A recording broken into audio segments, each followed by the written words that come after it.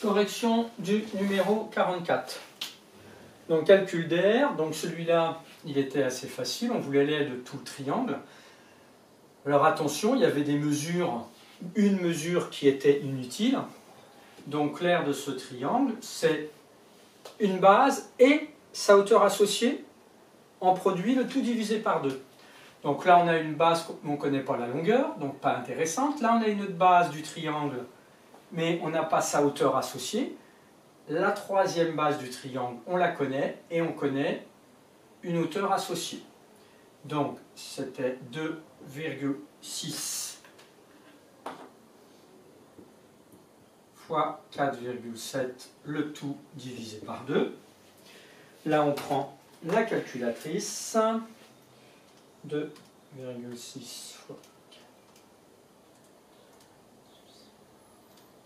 Et ça doit donner 6, voilà, 6,11 cm².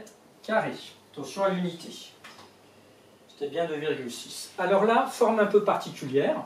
Ceux qui sont venus hier mardi aux questions facultatives, on en a parlé, ça tombe bien, donc vous avez dû avoir plus de facilité pour le faire, tant mieux. Sinon, il y avait aussi dans le cours du livre un exemple de ce type-là. Donc, on a un triangle REA dont on cherche l'aire, hein, c'est ceci, encore une fois, l'aire. On ne connaît pas cette base, donc on ne l'utilisera pas. On connaît cette base, mais on n'a pas sa hauteur associée. Par contre, on connaît cette base, et là, on a sa hauteur associée qui peut être à l'extérieur.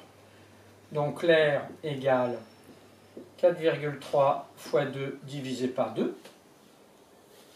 Tu prends ta calculatrice? Non, hein, j'espère pas. 2, il y a un fois, et là, il y a un 2, donc on peut simplifier par 2. Il reste 4,3 cm².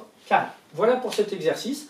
Et par rapport à ce triangle, suite à une question qui m'a été aussi posée lors de la visioconférence, je vais vous mettre une petite animation avec GeoGebra pour observer ce fameux phénomène de hauteur qui peut sortir.